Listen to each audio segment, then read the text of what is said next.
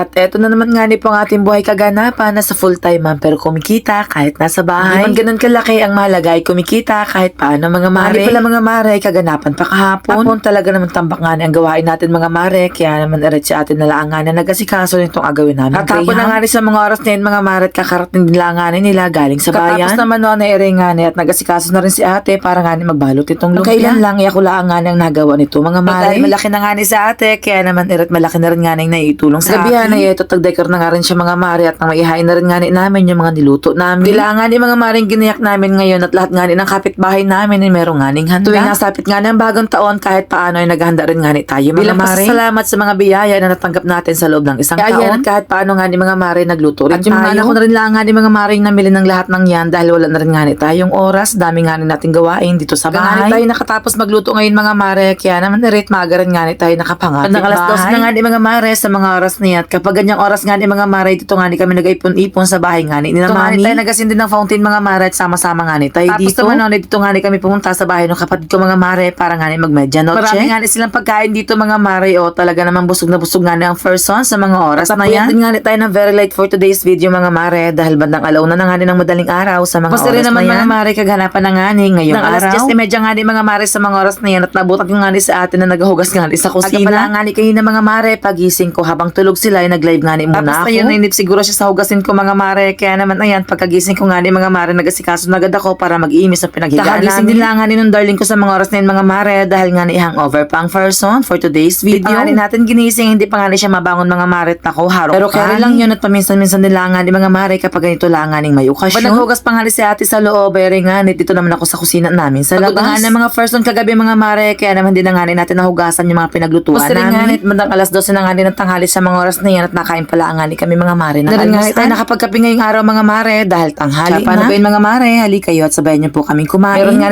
tayo ditong sisig at chicken na niluto namin kagabi. Kung lang nga mga mare yung craving sa mga first son ay lang nga niluto namin. Parami na naman nga po ang kain natin for today's video mga mare. Napasarap din nga mga mare yung luto natin dito sa manok at niluto ko lang nga yan sa oyster na meron nga Sprite. Talaga namang katalo na nga mga mare at masarap nga yan. Sa mga pangalan ng pork sisig na medyo manghang, talaga namang sira nga ang diet ng first son na yan. Naman mga mare, bandang alas 3 na nga ng hapon. Meron nga pala kami exchange gift mga mare at ngayon pala nga namin aganapin. Kasiyahan para sa mga bata mga mare dahil sila nga may request nito. Namin ay sige pagbigyan ng hilig at ng wala nga ligali. Kasi nila nga ito mangyari mga mare sa loob ng isang taon talaga namang masaya din nga mga mare. Ito lang nga mga mare kasi simple ang aming buhay dito sa aming probinsya. At hanggang dito na lang mga mare. Salamat po sa inyong panonood. God bless.